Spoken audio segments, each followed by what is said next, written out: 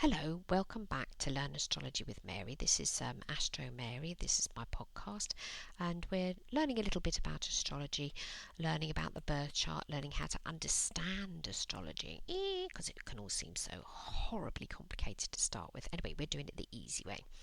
So this week we're going to be discussing the moon in the chart.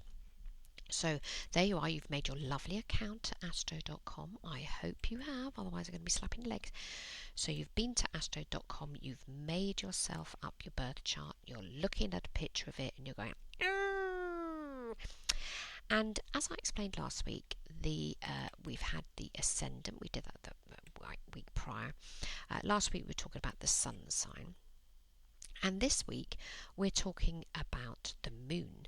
So the glyph, because they're called glyphs, the little symbol for the moon in your chart looks like the moon. It looks like a crescent moon, so it's like a little sort of crescent shaped, a bit like the letter C in capitals.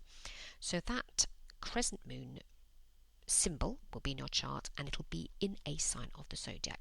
So your sun sign is one sign and your moon sign is another, and we're going to be learning all the other things too, but today we're just learning about the moon. Now our chart example today is with the lovely Emma, and we have her chart, and I'm looking at it, it's in front of me here. Her chart starts in the sign of Cancer, her sun sign is Leo, and her moon sign is Aquarius. So hello Emma, we're discussing your chart again today. Now, if you have your moon, which Emma has her moon in the sign of Aquarius, because the moon represents the feelings, it might be a little bit more tricky for her to work out. Sorry, I talked to you directly, I beg your pardon. It might be a little bit more tricky for you to work out how you feel, because your sun and your moon are directly opposite each other in your chart. So your sun sign is Leo, and the direct opposite sign to that is Aquarius. So I'll just quickly go through the signs of the zodiac that are opposite each other. So Leo's opposite Aquarius, Virgo's opposite Pisces, Libra's opposite Aries, Scorpio's opposite Taurus, Sagittarius is opposite Gemini, Capricorn is opposite Cancer, and back we are again to Leo is opposite Leo. Leo is opposite Aquarius. So if your sun sign and your moon sign are opposite each other, whoever you are, it might be more tricky for you to work out how you feel. Now don't panic, it doesn't matter, but if your moon sign is in an air sign, and the air signs are Aquarius, Gemini, Libra, if your moon sign is in an air sign, it might be more tricky for you to feel your feelings. You're never going to have them. Everybody has feelings. Everybody has feelings. Don't care what you say. Everybody has feelings to a greater or lesser extent. But if you have an air sign moon sign, and I have it as well, I've got moon in Gemini, which gives me the ability to chat a bit more and talk very, very fast if I'm not careful. If your moon sign's in an air sign, you feel better if you can talk about how you feel. Now, some people, especially the water sign moon signs, so that's Pisces, Cancer and Scorpio, feel worse talking about how they feel, because they'll just sit there with the tissues. But the air signs feel much better talking about how they feel, and I feel this and I feel that and I do this and I do that, and they'll talk about it, and it won't get any better. So if you do have an air sign moon, and Emma, you have an air sign moon, to get a grip of your moon and your emotions is talk about it a little bit, but don't talk about it too much. Learn how to feel your feelings, because Aquarius is a sign that's rather rational and cerebral and a bit sort of wacky and way out. It might be a bit more tricky for you actually to feel your feelings until they smack you in the head. And when you do get smacked in the head by your feelings, it's best not to focus on them, to acknowledge them, go, hello, thank you for bringing me this, and then concentrate on your body. See how your feelings are affecting you in a bodily function. Now, the reason that astrologers talk about the moon as representing the feelings is because the moon in reality is very similar to how we classify in astrology, in that the moon reflects the light of the sun. So the sun in your chart is who you are, the moon is your feelings, and like in reality of the moon reflecting the light of the sun, it does that in astrology. So the moon reflects how you feel. It reflects your inner, deeper self. And that's why in astrology we classify the moon as being a feminine planet, because the sun is masculine. I mean, it might not be in reality. You could be completely the other way around. But the moon represents how we feel, and how we feel is very important, because until we've got a grasp of our feelings, an understanding of our feelings, and an acceptance of our feelings, then our lives can be really, really wibbly wobbly. It took me millions of years to work out how I felt the way that I do, and it was only astrology that allowed me to access that. And I think I've mentioned it already, but I'll mention it again. I didn't understand myself until I got into astrology, because I found it very helpful to be able to see something, i.e. the birth chart, that explained a lot about me. And astrology is fabulous. You don't have to go into psychotherapy for millions of years. Just learn your chart, understand your chart, and accept the way that you are. Don't try to change things. Oh, I wish I was like this, I wish I was like that. Once you accept how you are, astrology is extremely empowering. So the moon is how you feel. Where do those feelings come from? Feelings come from all over the place. They come from, I believe, from two separate places. One is that you're going to feel something if somebody smacks you with something heavy or hard. That's pain. Yeah. But the other thing that causes our feelings is too much thought. And I'm working with a lady at the moment that has dreadful anxiety. And we've been working with her, learning that when she gets into a state of anxiety, is to not feed the anxiety, because, oh, I feel really bad, is to focus on her foot. Left foot. How's my foot?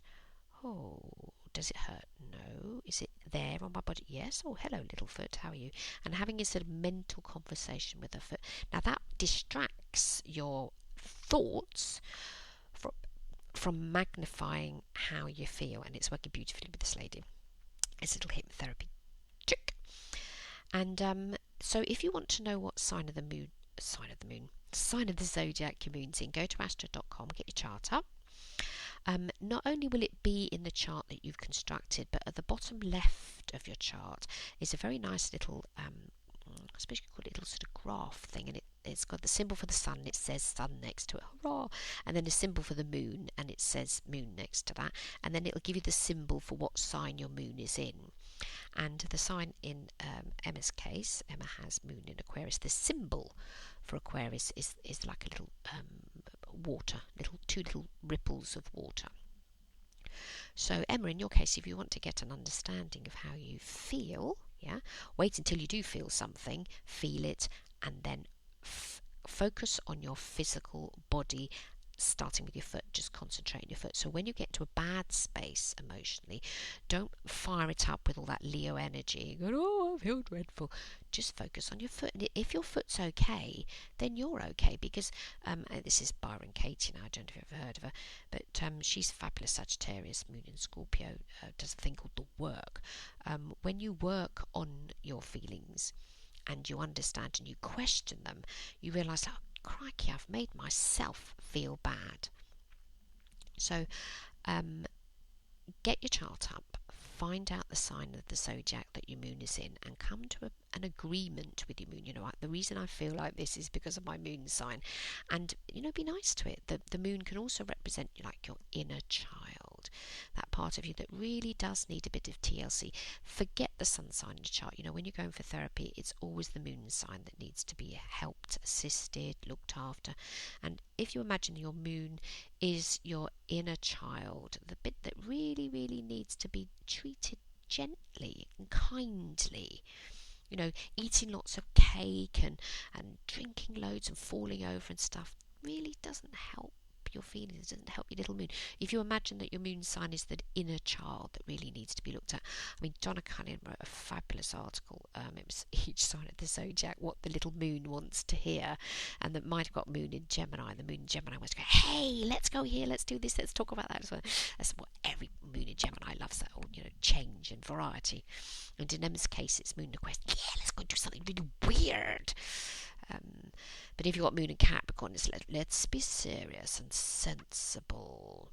So each sign's got a different way of doing it. So if you want a little experiment, go and read the horoscope. So read the one for your sun sign, then read the one for your moon sign. Go, does that resonate better with how I feel? So there we are, a little discussion today about the moon in your chart. It's the little symbol that looks like a crescent, like the letter C. It represents how you feel. It reflects the light of the sun. It's a brilliant way for understanding about yourself. Don't have to go to psychotherapy. Forget about Freud, Jung, all the rest of those. Just get an understanding of your moon sign and help it heal by listening to it. Now, there are batch flower remedies for each sign of the zodiac. I've written about them in each one of my books. You're very welcome to contact me to find out what sign of the zodiac needs, which moon sign works best with which one of the flower essence, the batch flower essence. But as I say, they are in each one of my books. The information's in there. So I hope you've enjoyed a little bit today learning about the moon, and that you've discovered yours in your chart, and you now know, oh, that's why I feel like this. So just a quick thing.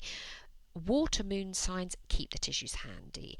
Air moon signs, chat. Fire moon signs need to do something. So when you feel bad, you need to actively do something. And the earth moon signs feel heaps better when they have practical solutions to things. So thanks very much for listening today. We'll speak again next week. I hope you've enjoyed learning about your moon. Thank you. Bye-bye.